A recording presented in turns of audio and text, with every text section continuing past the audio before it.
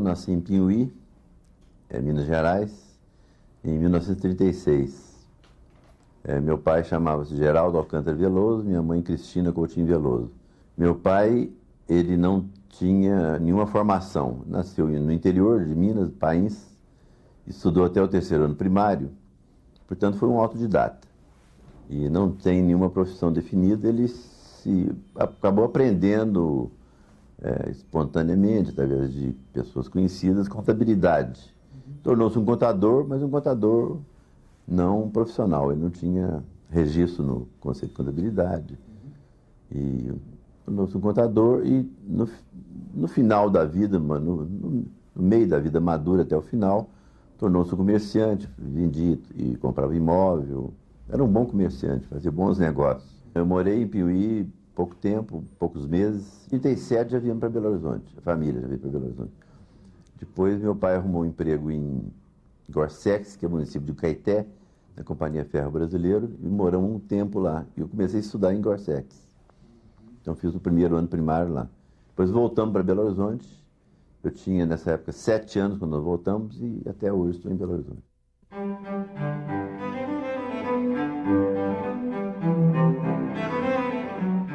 Eu estudei no grupo escolar Bernardo Monteiro, no Calafate, que era um ótimo grupo.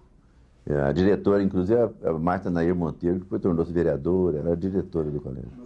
E depois eu estudei o chamava ginásio, depois científico, que hoje tem outro nome, né? No Marconi, Colégio Marconi. Fiz o completo no Colégio Marconi, até formar no científico, que hoje se chama segundo grau, né? Terminei o segundo grau no Marconi. Uma coisa que eu conheci, que é muito citada hoje, né? Como é que a escola pública era boa anteriormente, né? Era um grupo de muito boa qualidade, eu tenho ótimas lembranças, não só lembranças afetivas, como lembranças mesmo do conhecimento que a gente adquiriu, do modo pedagógico. No Colégio Marconi eu tive grandes professores, né? Professores muito bons, o professor Arthur Vestiano Veloso, o Marcel Debrô, o Morandi, de matemática, o Prazeres, professores muito bons, o Elcio Dolabella, o Gouveia de inglês, professores muito interessantes. E interessante que até esse grupo do Colégio Marconi que fundou a Faculdade de Filosofia da UFMG, que foi o mesmo grupo que fundou o início da Faculdade de Filosofia, né? Que era no edifício Caiaca da Fafiche. Era no edifício Caiaca na época. Mas, bom, então, o que me marcou no colégio, quer dizer, em termos de pedagógicos, foi um professor que eu tive de biologia, o professor Armanelli, o Hélio Armanelli. Depois ele até fundou o Instituto Hélio Armanelli. E nos ensinava biologia, anatomia, biologia dos animais, dos insetos, dos parasitas. Aquilo me impressionou muito. E eu hoje atribuo isso, uma parte, essa escolha da área biológica da medicina, a influência dele. Inclusive, ele era médico.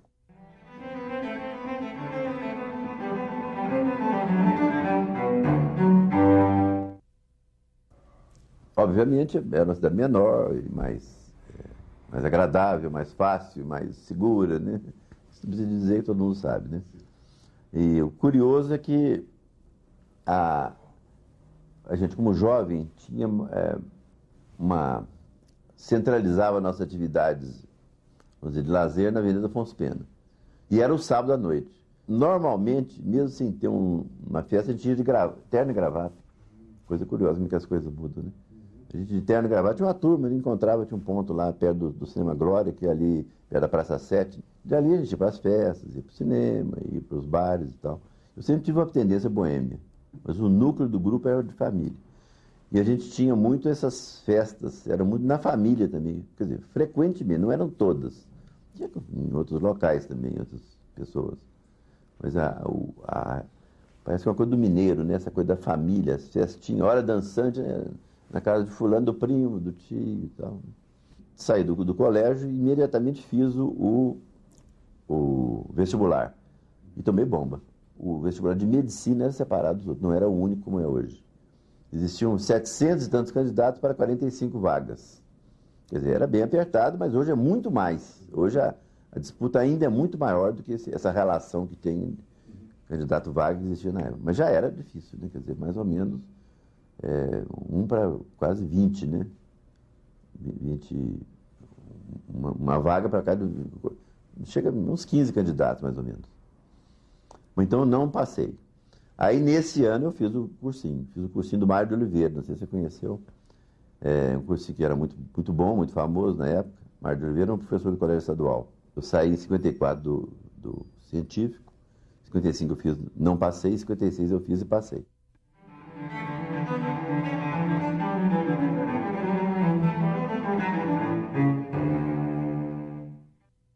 O ambiente da escola de medicina é muito gratificante, muito estimulante, né? Não só do curso em si, porque o curso é muito, te provoca muito, te estimula muito, te exige muito, né? Ele é dedicação integral ao curso, estudando muito, estava de noite. Como também é um curso muito que tinha uma atividade prática muito grande. Quer dizer, por exemplo, começava com anatomia, prática em cadáver o tempo todo, em microscópio, em histologia. Então é muito interessante, né? E os professores também eram muito bons. Foi uma época em que houve uma grande mudança na faculdade, houve uma grande modernização. A faculdade tornou-se, modernizou a pedagogia, os aspectos práticos do curso. E houve um investimento, inclusive, da Fundação Rockefeller. A Fundação Rockefeller investiu recursos para modernizar a faculdade. Então, construiu os novos laboratórios, professores que vieram, professores de grande nome vieram e introduziram, começou-se a pesquisa nessa época. O Baeta Viana, que era um professor que é de Belo Horizonte, que já era professor nessa época, ele estudou nos Estados Unidos e trouxe a pesquisa dos Estados Unidos. Pesquisa científica foi introduzida pelo Baeta Viana. Um professor de anatomia, que era de São Paulo, o Liberato de Dil, ele modernizou a anatomia totalmente. Houve realmente uma grande revolução no ensino da anatomia. Foi muito estimulante isso. Tão estimulante que eu gostei tanto da anatomia que depois ele me convidou para ser monitor da anatomia. Fui 2 anos no monitor depois.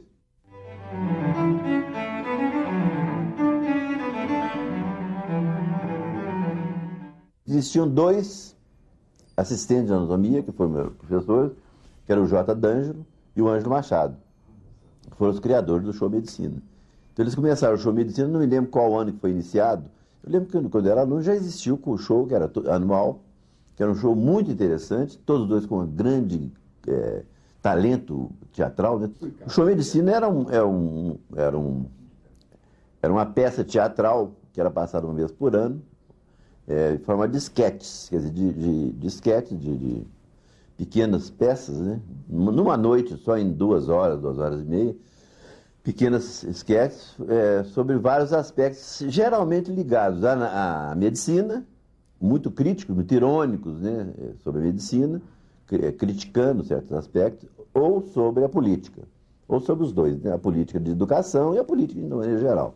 Então eram shows muito interessantes, geralmente muito cômicos, né?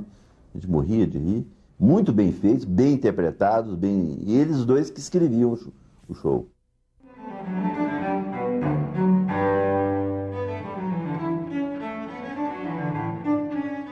A universidade dessa época tinha muito mais efervescência política que tem hoje. Curiosamente, as faculdades que tinham mais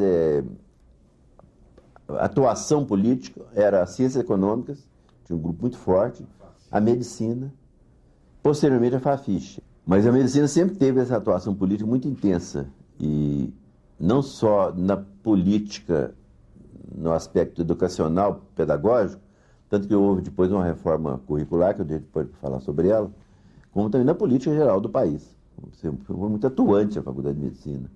E os partidos, esses partidos políticos, especialmente de esquerda, floresceram muito dentro da Faculdade de Medicina. Então, foi na universidade como um todo, mas na medicina também. Naturalmente, o médico deve ser sempre politizado pela sua relação direta com a população, com a comunidade, né, constante, especialmente a comunidade mais carente, a comunidade da periferia, do interior. O médico tem sempre essa relação, e uma relação muito dolorosa, porque o médico, além de ter o contato com a dor da doença, tem contato com a dor social também, porque isso é permanente, né? No seu contato no ambulatório, pessoas mais diversas doenças, dificuldades de tratamento, de comprar medicamentos, de se internar, de alimentar, de viver. Então, eu acho que é uma coisa natural do médico. O que é curioso é que um grande contingente de médicos se aliena, né? Sai fora disso, quer ter o consultório chique, na Savassi, isso atende gente rica, isso é um grande contingente, não é pequeno não. Mas tem um grande contingente também, uma parte considerável, não sei te falar em números, que tem essa visão social e que se dedica a isso. Então, inclusive, vão para o interior e trabalham, tem muitos programas sociais. E a faculdade sempre teve programas sociais muito interessantes, muito importantes. Bom, nos últimos anos do curso, eu fiz um estágio na enfermaria do professor Galiza, João Galiza. Enfermaria de clínica médica, eu queria seguir a clínica, né? Não queria cirurgia, queria clínica. Não tinha especialidade ainda. E trabalhei 3 anos com ele e quando terminou o último ano, quer dizer, eu estava me formando em 61, ele me convidou para trabalhar como assistente dele. Então, na época, não havia ainda esse sistema de concurso. Era mais o catedrático, ele era um catedrático, que é o sistema anterior, mudou com a reforma de 68, né? O catedrático era o dono da disciplina, então ele chamava quem ele achava importante convidar. Então, ele me convidou, acho que gostou do meu trabalho, certamente, porque eu não tinha nenhum grau de conhecimento do Galiza, nem parentesco, nem nada, nem meu pai, nem minha mãe. Foi realmente, eu conhecia na atividade ali só. Ele me convidou logo em janeiro. Então, eu digo que eu fui um dos médicos da minha turma que teve o primeiro emprego. Porque eu comecei a trabalhar dia 2 de janeiro. Formei dia 8 de dezembro, dia 2 de janeiro já tinha um emprego na Faculdade de Medicina. Eu sempre me considerei mais à esquerda. Quer dizer, nunca participei de partido político. Apesar de eu dizer dito que os partidos floresceram na faculdade, tiveram muitos adeptos, até hoje, né? Funcionam. Hoje funciona mais atenuado, né? Mas na época era muito...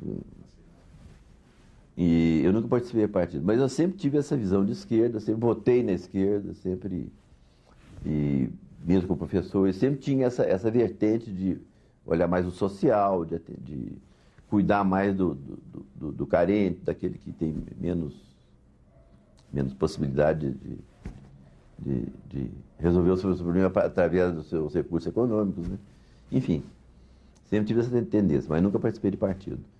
Então a gente participava eu sempre fui muito politizado, sempre acompanhei toda a política e tinha aquela esperança, quando surgiu o governo Jango, aqueles discursos, aqueles comícios dele, a gente ficava entusiasmado. Então agora vai haver uma revolução socialista no Brasil, no Brizola. Ele era uma esperança para a gente, né? Ao mesmo tempo que a direita estava amedrontada, achando que o Brasil ia destruir, nós achamos que era uma esperança de revolução social, né? Aí veio o golpe de 64, que foi aquela ducha de água fria aqui no Brasil todo, e especialmente de nós que tínhamos essa vertente de esquerda, né? Nos dias do golpe, a gente até achava que não ia dar certo, que os militares não iam ganhar, apesar da força militar, né, que eles tinham, do poder de armas, porque a força das ideias era tão forte que a gente achava que isso ia vencer as armas, né? Mas não foi o que aconteceu. As armas sempre são mais poderosas, né? E também não achavam que ia durar tanto tempo, 20 anos, né?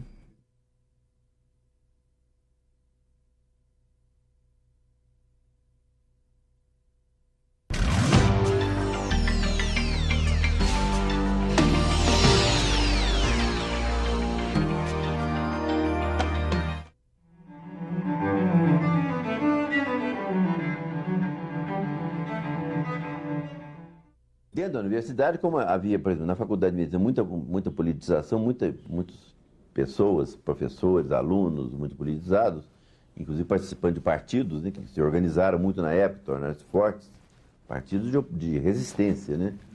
Então houve muito... essas pessoas participaram de movimentos muito fortes. Não me lembro bem se foi nessa época, não sei se foi antes de 68 ou depois, mas foi nessa época. Foi antes e depois.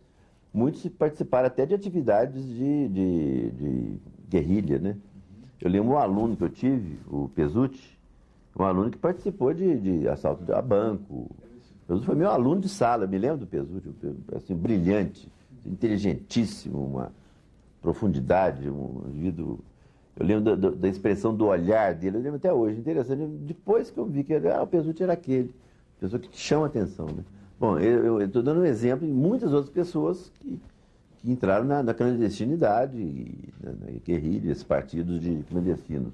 E muitos foram exilados, né? O Apolo Heringer, não sei se você conhece. O Apolo foi para a Argélia, o Pesutti foi para a França, a Aparecida foi para a Alemanha, enfim, foi muita gente que foi, inclusive, exilado, né? Toda a medicina. Então, a medicina teve um grande número de pessoas que participou ativamente. Era muito efervescente a medicina. Tanto que em 68 houve aquela famosa invasão dos militares. Eles fecharam a faculdade e o Cesalpino, muito corajoso, foi lá e enfrentou os militares. Falou, vocês não podem fazer isso. Tirou os alunos. Tem retrato dele saindo com os alunos. Então, o Cesalpino foi uma atitude muito interessante, muito poderosa, né? Muito forte, né? Corajosa, ele foi sozinho, né? Enfrentou. E fecharam a escola, e depois os alunos prenderam o diretor, Oscar Versiani, teve que sair pela janela, através de uma escada de incêndio. Um episódio muito grande, porque não cabe falar que é muito, muito complexo, muito grande isso. E, então houve uma efervescência muito grande que em 68 se endureceu, né? Mas não houve nada... Quer dizer, houve só esse episódio do 68 do corredor polonês que fizeram para sair dos alunos, né? Era um congresso que tinha sido autorizado e que os militares não queriam deixar acontecer, quando era de alunos, de estudantes.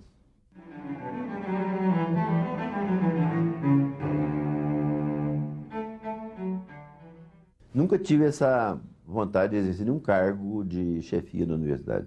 Eu sempre gostei muito de ser professor, eu gosto muito da relação com o aluno. O professor aprende muito, né? Aprende não só porque é obrigado a estudar, ele é obrigado a estudar, né? A se atualizar, como o aluno ensina, do jovem ensina muita gente, sempre ensinou. Né? Eu gostava muito da atividade de professor. Mas, por alguma circunstância, alguma característica de meu temperamento, começaram a me chamar para trabalhar no departamento, subchefe de departamento, chefe de departamento, e começou. Mas eu ficava só naquilo e não... Houve até ocasiões que queriam me colocar como chefe de departamento. Eu fui subchefe, depois chefe em exercício. Uma eleição eu recusei, não quis, não participei. Mas em 78, o diretor, que era o professor Filadelfo, estava elaborando a lista sexto para vice-diretor da faculdade. Já existia a lista da diretor, são 6 nomes, era na época, e 6 para vice. E dos 6, o ministro escolhia um. O ministro da Educação escolhia um, que era que ia ser o vice-diretor. Então a lista tinha 5 nomes, ele me telefonou, eu estava tendo um consultório. Você quer participar dessa lista? Falta um nome, eu queria pôr seu nome. Eu te conheço muito, meu amigo. Falei, não me põe não, que eu não quero mexer com isso, não quero mexer com essa questão. Não, só para completar essa lista aqui, vamos. Tá bom, então põe com uma condição. Você pede ao ministro para escolher um dos 5 menos eu. Eu não quero, eu estou aqui no consultório. Mas não deu outro, me reverteu. Escolheram o meu nome, não sei porquê, até hoje não entendi.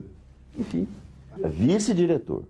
Aconteceu que o mandato do diretor terminou 2 anos depois, que era o Luiz Paula Castro. E o mandato não coincidiam. Então eu exercia a diretoria interinamente, 2 anos.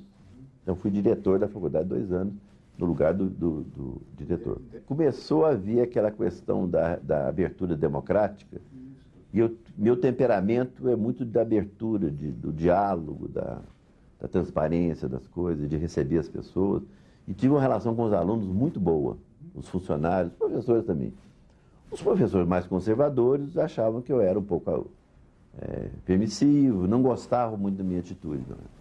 Mas os alunos, funcionários, os professores mais jovens, aprovaram, tanto que um ano depois que eu saí em 82, terminou o mandato, ia haver a eleição do outro diretor da faculdade, lista sexta.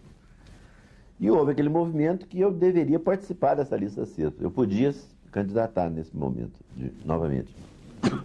Eu não era diretor efetivo, eu era o vice em exercício. Né?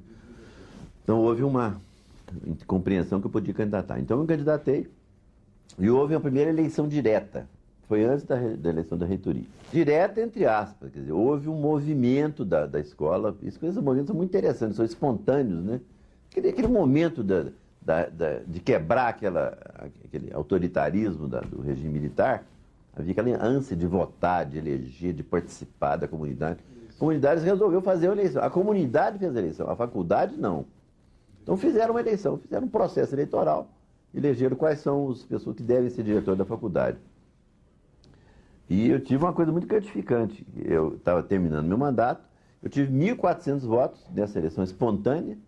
O segundo lugar teve 400, os outros teve 200, 100, 50. Então, a comunidade ofereceu à congregação a lista sexta, eleita espontaneamente. E a congregação, como era muito conservadora, são pessoas mais idosas, que não aceitavam esse tipo de interferência da comunidade, quer dizer, é uma coisa que estava acontecendo, você vê como é que é a humanidade, a política, né? Os conservadores não aceitam a coisa que estava explodindo, né? Estava acontecendo espontaneamente. Dessa lista sexta não indicaram nenhum. Fizeram uma outra lista sexta, só de professores catedráticos mais idosos. Só catedráticos, porque dessa lista nenhum é catedrático, eu não era catedrático. Só de catedráticos, de modo que eu fui excluído da lista. Houve uma reação muito grande, uma greve. Houve uma reação, porque a comunidade queria aquela lista, né? Então foi um momento muito interessante, mas a congregação não abriu mão, a greve terminou, elegeram um deles, da lista, e tornou-se o diretor.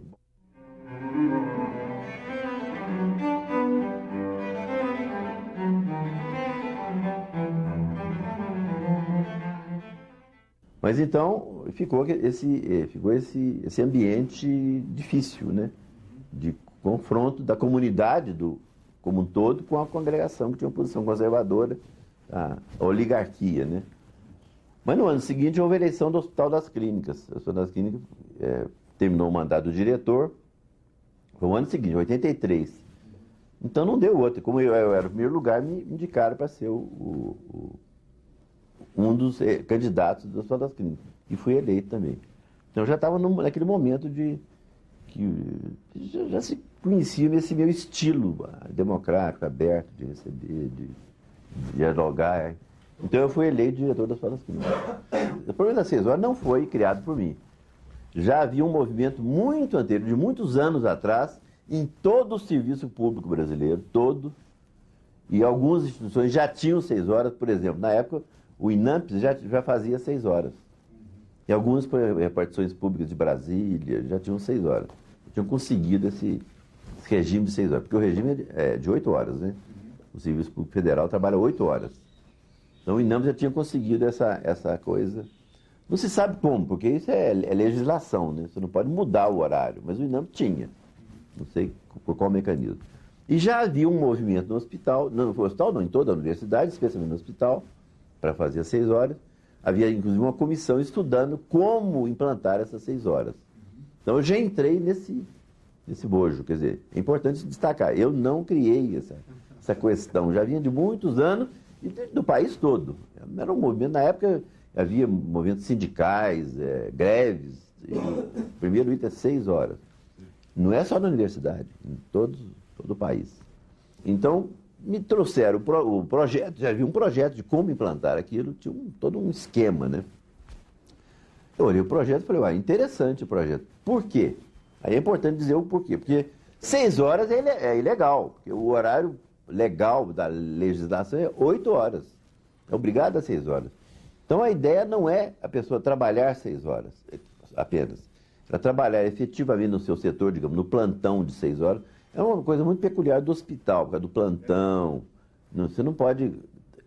O que eu estou dizendo, você não pode transplantar, por exemplo, até eu já citei isso, para um burocrata da Escola de Letras, por exemplo. Não tem nada a ver com esse assunto. É um problema do hospital, do funcionamento hospitalar, até dos plantões, da troca de plantões.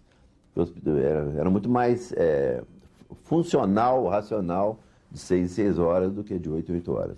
Você colocando plantões, mesmo na parte administrativa, o hospital, em vez de funcionar 8 horas fechado, ele funcionava 2 turnos de 6 horas. E como 2 turnos de 6 horas, os funcionários encontravam durante o período de 1 a 2 horas, um passava para outro e havia uma continuidade. Então ampliou o oferecimento de serviços do hospital. E a parte de plantão ficou muito mais funcional também, então, funcionando de 6 em 6 horas.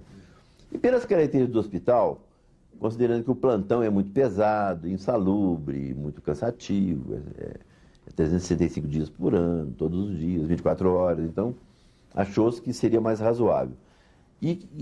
Bom, como é uma situação que não é ilegal, a pessoa tem que trabalhar 8 horas, então projetou-se que as 2 horas subsequentes seriam ocupadas como? Com curso de qualificação, de aperfeiçoamento, reuniões administrativas, trabalhos, pesquisas, enfim, atividades paralelas ao trabalho formal do hospital. As 2 horas seriam ocupadas com isso. Então, realmente, não seria 6 horas. Eles continuariam com 8 horas, mas haveria essa divisão de tarefa. Em compensação, o que acontecia aqui, nas 8 horas? Por ser 8 horas fechadas, você chegava de 8 às 4, por exemplo, ele sempre saía, porque ia no banco, ia pegar um filho no colégio, ia na cidade comprar uma coisa que só funciona naquele horário. Então, acabava não sendo 8 horas mesmo. Como é um problema que existe até hoje no serviço público. O pessoal sai mesmo, né? Aquela história, deixa o paletó lá, o paletó está trabalhando, mas ele vai...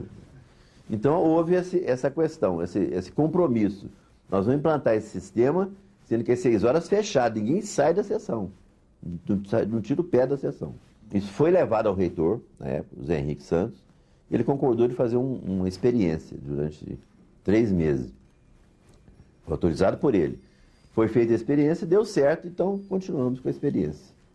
E aí funcionou durante muito tempo. O que me levou a ser candidato e eleito foi mais o que aconteceu na faculdade, esse tipo de gestão que eu fiz, aberta, democrática, num período em que as coisas estavam explodindo, essa necessidade do povo, daquela repressão de participar, de votar. Não havia eleição, a pessoa queria votar. Votar no sentido de participar das coisas, de influir, né? E essa coisa da democracia, de falar, de se expressar, de reunir grupos dos sindicatos. Então, tudo isso que eu, na minha gestão, abri. E no hospital continuei esse tipo de atitude. E o hospital passou por uma crise financeira muito grave nessa em 84. O hospital já é difícil. O hospital público é mais difícil ainda, né? Então o hospital chegou a fechar, ele passou um mês fechado porque o dinheiro acabou totalmente. Então nós fizemos um grande movimento na cidade. Fomos na imprensa, fizemos grupo de trabalho, criamos uma comissão de defesa do hospital, fomos na periferia de Belo Horizonte, chamamos os pacientes do hospital, a gente viu no cadastro, as associações de bairro ligadas ao hospital, que tinham ligação com o hospital, aqueles grupos de pacientes, grupos de leucêmicos, de crianças.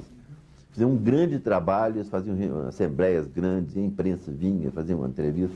Então foi um movimento muito bem. Eu apareci muito, quer dizer, fiquei muito visível nessa época. E houve um grande showmício na Praça do Papa, um showmício, um grande comício para defender a universidade pública, que estava sendo ameaçada, gratuita, e o hospital era a cabeça de ponte do showmício. E havia muitos cantores, a gente fez o discurso. Então eu fiquei muito visível, eu aparecia na imprensa toda hora. Para mim, isso foi o elemento mais importante para o pessoal achar que eu tinha algum tipo de liderança que pudesse ser reitor. Então um grupo de pessoas me procurou, né, eu estava na direção do hospital, querendo que eu fosse candidato a reitor. Que ia ser, em 85 começou o processo. Eu tomei posse em 86, o processo começou em 85. E eu não quis, falei, não, eu sou diretor do hospital, quero ficar aqui mesmo. Não queria. Esse grupo me procurou umas 4 vezes. Quando chegou em julho, o Conselho Universitário criou essa instância informal também, mas aí foi criada pelo Conselho Universitário.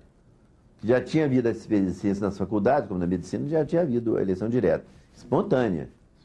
E também não é uma eleição que valeu, né? Foi espontânea, foi uma indicação, uma sugestão. Então o Conselho criou, já com a experiência, criou essa instância, criou a eleição direta, que também não chamou de eleição direta, que foi de consulta à comunidade. É uma consulta.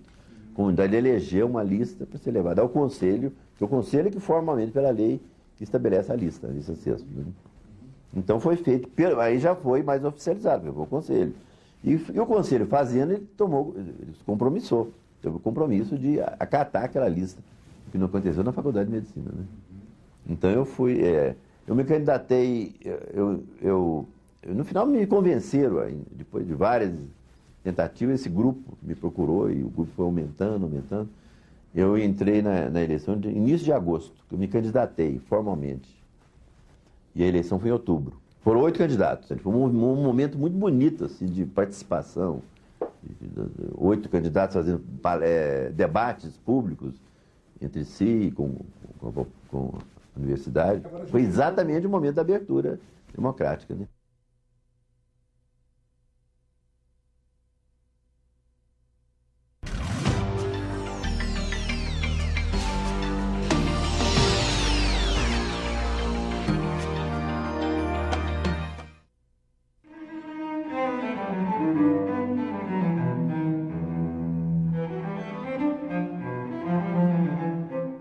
Greve sempre era tratada a paulada, né? Com arma, né? Quer dizer, era tratada não só, se desconhecia a greve, né? Como se não existisse, minimizava a greve. Uma greve de 2.000 pessoas, falava que tinha 200, aquela coisa. Com aquele movimento de democratização, eu adquiri uma nova postura. Eu fui eleito direto, eu já era, é até bom fazer esse parênteses, eu me considerava, nesse movimento todo, eu não era um candidato do Ministério da Educação, do presidente da República, eu era um candidato da comunidade. A comunidade que me deu, me otorgou aquele cargo. Então, eu era representante da comunidade. Ao contrário do clássico, que sempre é indicado pelo presidente, então ele é um candidato do presidente, do governo, não é do presidente em si, da pessoa, do governo. Eu não era um candidato, um reitor do governo, eu era um candidato. Então, havia essa sutil diferença política. Eu assumia isso por uma coisa natural e muito gratificante. Eu fui indicado pelo Sarney. O Sarney, que era o presidente da República, e o diploma que eu tenho até hoje é assinado por ele. Mas eu me senti o candidato da comunidade. Bom, então, adquiri essa nova atitude. Houve 4 greves da minha gestão. Todas as 4 greves foram greves absolutamente dialogadas. Eu recebia o comando de greve a hora que eles quisessem. Não tinha que marcar a hora, semana que vem, dificultar, não pode. Essa coisa, né? O reitor não pode agora, está em reunião. Sempre existiu um grupo na própria universidade, igual o CT de Medicina, um grupo mais conservador, que não gostava dessa minha atitude de abertura, achava que eu devia ser uma linha mais dura, mais de repressão. E eu acho que eu equilibrava. Havia muitas vezes que eu chamava o comando de greve e falava, ó, isso que vocês estão fazendo é possível. Impedindo internação no Hospital das Clínicas. Você não pode impedir a internação, vocês podem criar algum tipo de seleção, de triagem, enfim, fazer mas não dificultar, prejudicar a população em relação ao hospital, que é um grande hospital, que é muito procurado pela população. Exemplo que eu dava. Então eu chamava o pessoal às falas, né? Houve uma vez que eles fecharam a universidade com cadeado. Aí eu chamei o pessoal na mesma hora, imediatamente, falei, vocês vão abrir isso, não é possível, não vou aceitar isso. Quer dizer, eu também não era uma atitude totalmente leniente, não, né? Sim. Então, eu enquadrava eles abriam um cadeado. Então, havia um diálogo, havia uma boa receptividade. Então, por isso que as greves caminhavam mais tranquilamente. O problema das greves, então, internamente havia essa boa relação durante a greve. Não havia repressão, eu abria o espaço, a gente discutia com mais facilidade o problema da reposição de hora, ou do ponto, o problema do ponto. É um problema grave, quando termina a greve, como é que vai ser o ponto? Desconta? Nunca descontava, né? Mas sempre a gente negociava isso, algum tipo de reposição, etc. E o que acontecia na greve é o seguinte, eu não era o alvo da greve, porque o alvo da greve é o governo, eu era representante, entre aspas, do governo, quer dizer, eu era o intermediário do governo, então eu levava as coisas ao governo, as reivindicações e fazia a intermediação. Mas eu não decidia, exato, saco de pancada. A decisão não estava na minha mão, e eles sabiam disso, né? Mas eu levava. Olha, estão solicitando, isso não é possível. A minha interpretação é que eu fui indicado e eleito mais por causa dessa movimentação que houve em relação ao hospital, a defesa da universidade, a defesa pública, que foi muito forte nessa época, essa questão da universidade pública. Havia sempre ameaça de privatização na época militar. Então eu tive uma liderança muito grande. Então eu vejo isso. Mas muitos setores da universidade interpretam como sendo o problema das 6 horas. Agora, uma questão. Durante a minha campanha política, na universidade, a campanha para reitor, e mesmo depois que eu tomei posse, em nenhum momento eu citei a palavra 6 horas. Nas plenárias, nos debates, sempre me perguntavam sobre isso. E eu sempre fugi desse problema. Eu não prometo 6 horas. 6 horas é um problema que aconteceu no hospital, uma situação peculiar do hospital, por ser um momento de saúde, que dá plantão, é uma coisa peculiar. Não é um assunto da universidade. Era um problema do Hospital das Clínicas que foi resolvido e funciona bem. Ponto. Então, mas ficou essa imagem. Mas eu nunca prometi 6 horas. Uma vez me chegaram agressivos, me diziam, mas você foi eleito por causa das 6 horas. Falei assim, procura uma peça publicitária minha que fala, procura um vídeo, eu fui entrevistado várias vezes, próprios sindicatos tinham entrevistas minhas gravadas em cassete. Procura um cassete que está citado que eu vou me penitenciar e nós vamos rediscutir. Nunca foi encontrado. No início da minha gestão, nos primeiros meses, a pressão continuou. Já que houve no hospital, vou implantar na universidade. E eu fiquei naquele dilema, né? Quer dizer, eu tinha convicção que funcionava em um hospital por causa do problema de plantão, da insalubridade, toda aquela questão que eu já citei. É mais complicada a coisa. Que não era um problema que deveria ser disseminado na universidade. Mas a pressão foi muito grande.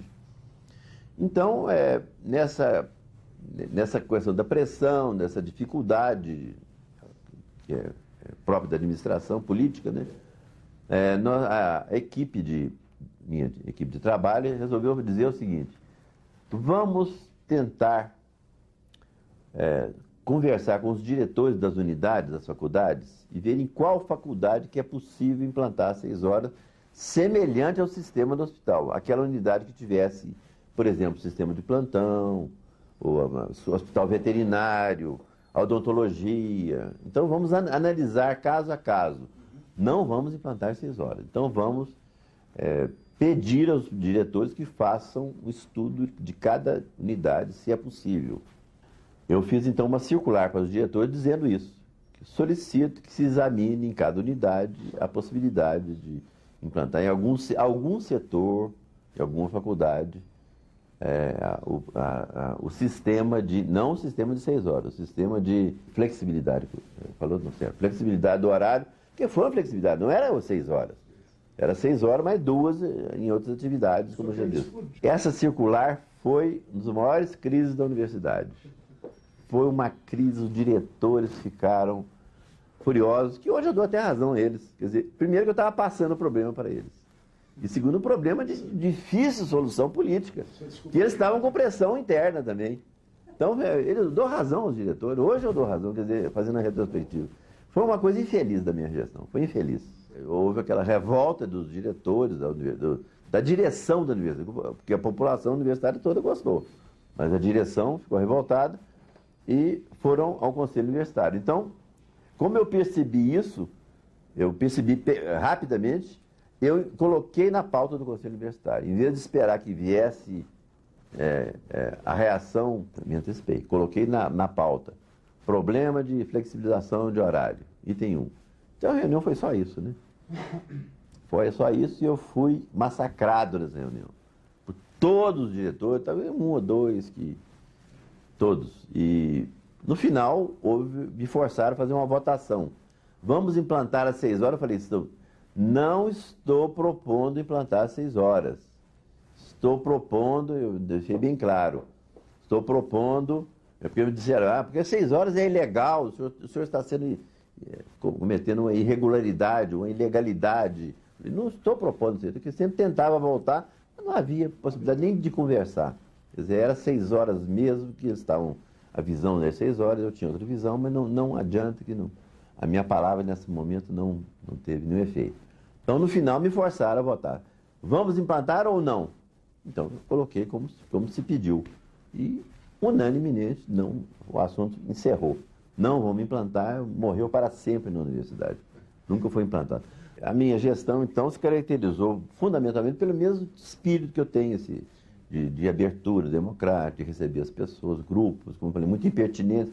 Me lembro um dia, eu recebia assim, sem marcação, desde que eu pudesse receber, né? Por exemplo, tem um grupo querendo falar com o senhor agora, né?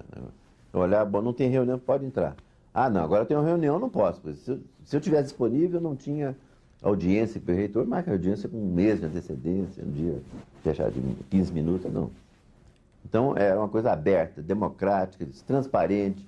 Tudo que se fazia era dito, o acesso aos documentos, enfim, era uma gestão que eu me orgulho de ser bastante democrática, aberta, participativa, dialogada. Eu fazia grandes reuniões para decidir grandes temas sobre extensão, primeiro grau, segundo grau. Fizemos um grande trabalho na Constituinte, foi na época da Constituinte. Nós criamos uma comissão de acompanhamento da Constituinte. Foi até o professor Fernando Massotti, que foi o coordenador. Foi um trabalho muito interessante, fizemos vários debates dentro da universidade sobre a Constituinte, sobre as propostas. Fomos a Brasília conversar com os deputados, um grupo da universidade. Chamamos deputados, tem até uma foto, deputados para discutir a Constituinte. Foi um trabalho muito interessante. E foi um trabalho interessante porque numa época o assunto estava efervescente no país todo, né? E a universidade não podia ficar à margem dessa discussão. Então nós discutimos muito as propostas da Constituinte, mais ligadas à educação, evidentemente. E sempre nós trabalhamos na questão da educação pública, gratuita, de qualidade. Sempre esse slogan, que é o slogan que, aliás, fala até hoje, né? Então, esse foi o trabalho que nós fizemos com esses deputados. Fizemos muitas palestras, muitas reuniões amplas da universidade, assembleias, para discutir a Constituinte, discutir qual proposta se levar. Mas as propostas se resumiram mais a essa questão educacional. E fomos a Brasília muitas vezes. Escrevíamos artigos, escrevi muitos artigos no Estado de Minas, eu escrevi muitos artigos sobre esse assunto e vários outros assuntos também.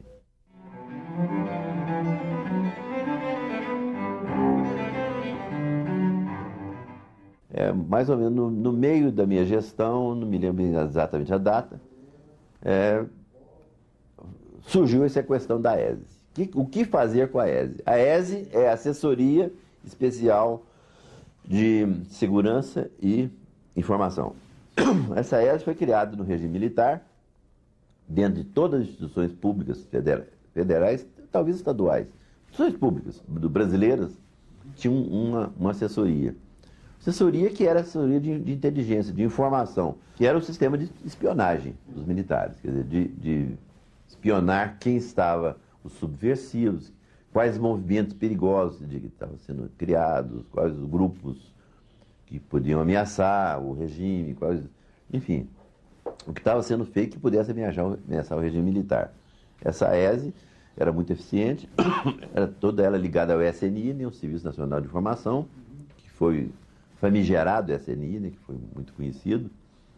E essa ESE, então, tinha na universidade também uma assessoria.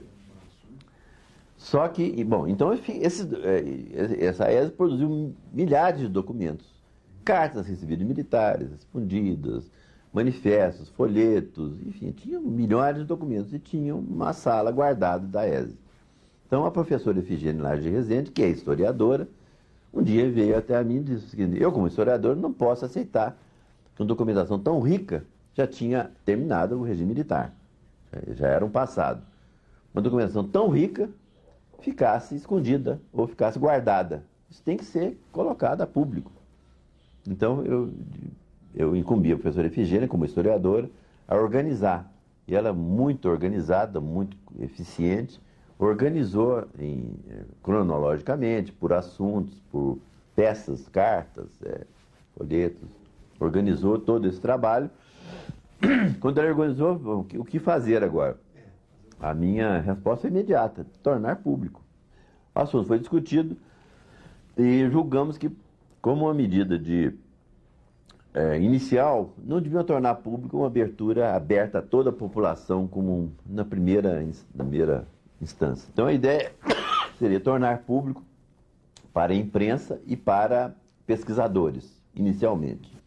E levamos o assunto ao Conselho Universitário. Achei que haveria algum tipo de reação, não pelo espírito da coisa de publicidade, que todo mundo estava já nesse espírito, mas pela eu achei que haveria algum tipo de temor de ter algum documento que incriminasse algum professor. Curiosamente, foi unânime a posição do Conselho de não haver, aprovar o projeto. Então foi publicitado, foi colocado a público, organizado e está lá até hoje à disposição de quem queira ver. A conclusão que se chegou é o seguinte: primeiro, não se conseguiu achar nada incriminador de grande peso incriminatório a alguma pessoa da universidade, algum professor, algum aluno. Havia situações um pouco, vamos dizer, complicadas, que poderia se interpretar como um colaboracionismo, mas não muito clara. Então, mas no geral não havia nada incriminador. Segundo, verificou-se que a universidade realmente constituiu uma resistência durante todo o período. Todos os reitores foram resistentes à intervenção dentro da universidade. Toda vez que se pedia informação, ou se negava, ou se desviava, ou se dava informação incompleta. O César Alpino foi o principal disso. Mas foi mais o César Alpino, o José Henrique também foi muito forte na resistência. O Marcelo Coelho, que aliás faleceu há pouco tempo, foi muito também. Todos eles. Então houve uma grande resistência.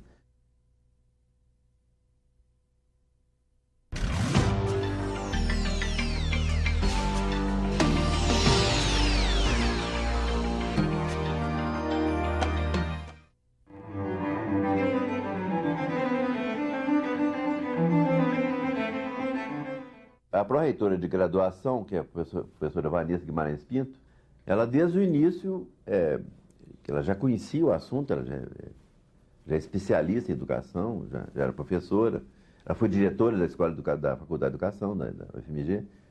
Então ela me dizia que as normas acadêmicas da universidade estavam muito obsoletas. Não é só da nossa universidade, da universidade brasileira como um todo. Precisava haver uma atualização, uma modernização.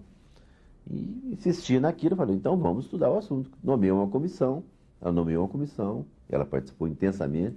A comissão elaborou, então, uma proposta de mudança das normas acadêmicas. As normas eram não só obsoletas, como também elas tinham alguns aspectos muito restritivos e, curiosamente, alguns aspectos um pouco liberais para compensar o problema da ditadura militar. Interessante. Por exemplo, eu não sei se essa compensação foi proposital, foi ocasional ou casual. Por exemplo, não havia jubilamento de aluno. O aluno, uma vez aluno, ele é aluno, pode ser a vida toda. Então, o que acontecia? Os alunos ligados à política, eles tornavam-se o que se chamou depois de aluno profissional.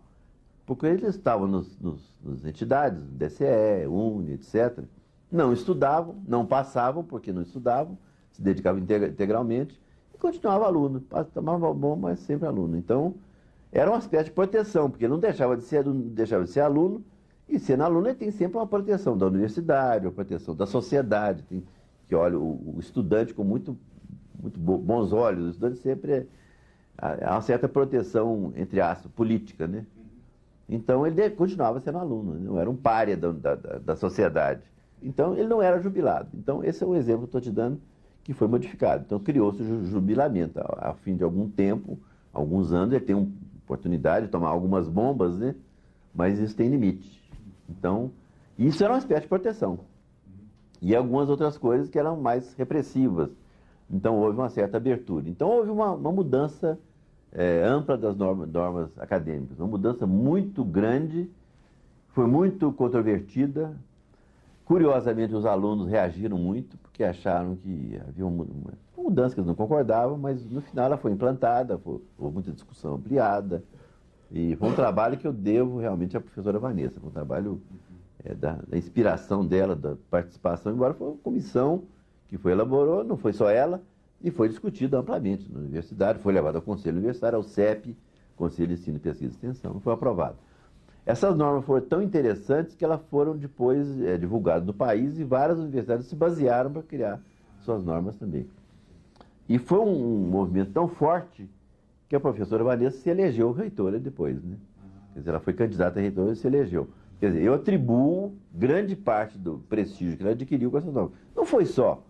tem os méritos pessoais dela, a biografia dela, mas me parece que esse foi o elemento básico da projeção do nome dela, me parece, por essas normas acadêmicas. Elas foram realmente bastante avançadas, bastante modernizadoras.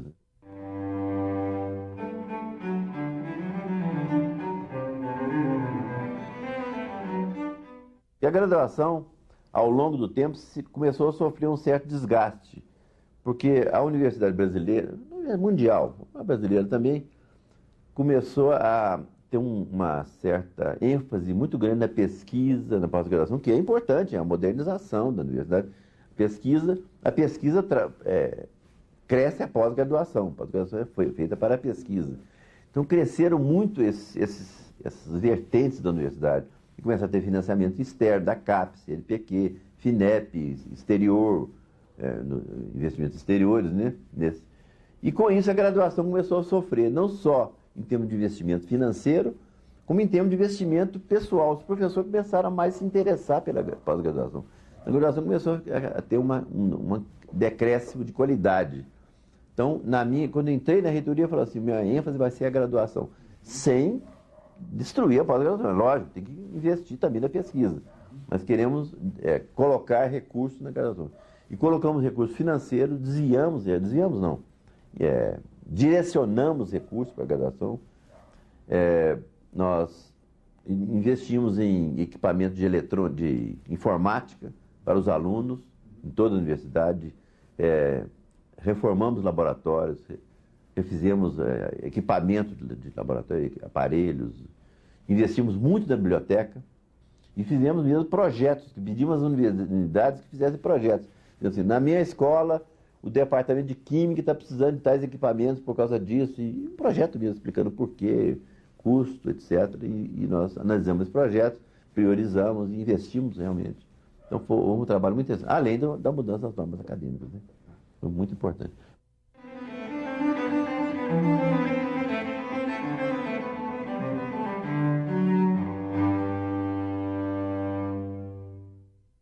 Eu sempre fui muito amigo do Célio de Castro. O Célio de Castro formou pouco antes de mim, ele formou uns 3 anos de mim. O Célio me chamou assim, Célio, vem para o PSDB. O Célio tinha sido do grupo inicial de formação do PSDB em 89, né? Foi em 89 que foi criado o PSDB. Aquele grupo, o Célio de Castro, o Mário Covas, o Otávio Elísio, o Scalco, aquela turma boa do Montoro, né? Aquela turma da pesada do PSDB. Então foi uma proposta muito interessante, né, da social-democracia, tipo europeia, aquela coisa. Então, uma proposta que eu achei muito interessantíssima, numa época que havia sido destruído o regime soviético, né, o muro de Berlim tinha caído, quer dizer, aquela ilusão do comunismo tinha caído, então qual seria uma outra alternativa? Eu achei que a alternativa do socialismo europeu seria interessante, não seria tão radical e que seria mais viável, né? Quer dizer, eu achei não, o grupo que formou o PSD achou, e eu via isso um caminho viável, né? Aí o Célio me chamou, falou assim, vem pro PSDB. Eu falei, Célio, então vamos conversar. Eu fui na casa dele muitas vezes e nós acabei me inscrevendo no PSDB. E o Célio me sugeriu, candidato a deputado. Ele queria que eu fosse candidato a deputado federal. Eu falei, Célio, federal é muito pesado, porque não só tem um investimento financeiro muito grande, que eu não tenho, como também para me iniciar do federal já de uma vez, eu acho complicado.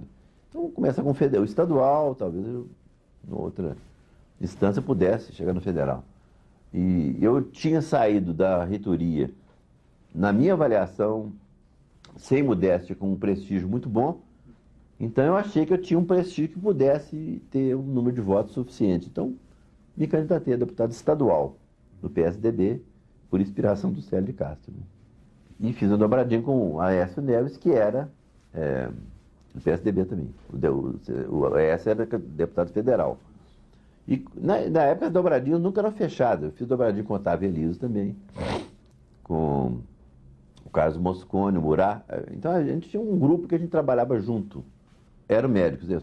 O Aécio fez um trabalho muito interessante, mas nesses bairros do Planalto,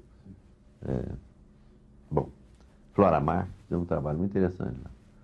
Mas eu não fui eleito, não consegui o número de votos. O Aécio foi eleito pela sua trajetória. Então eu não fui eleito e Mas continuei no partido, inclusive participava de reuniões da executiva, eu fui até na executiva estadual do PSDB. E aconteceu que o PSDB realmente começou a ter essa vertente que a gente chama de neoliberal, né? Do problema do capital, da competição em vez da cooperação, competição, esses princípios que começaram a desvirtuar, na minha visão, o que deveria ser um PSDB. Competição em vez de cooperação, né? Capital em vez do trabalho, né? Toda essa questão que desvirtuou daqueles princípios que tinham alguma coisa da esquerda tradicional, que não era a esquerda que caiu lá no regime soviético, mas é uma esquerda que tinha alguns princípios que a gente achava que deviam ser conservados. Então, com esse desvio, e começou a entrar no PSDB muitas pessoas que não tinham nenhuma relação com esse tipo de pensamento. Pessoas que eu tinha convicção que não tinha nada a ver com isso. Pessoas que entraram por puro interesse. E o partido acolhendo. Falei, realmente, então chegou no momento que não... Então, me afastei do partido, nunca mais mexi com partido nenhum.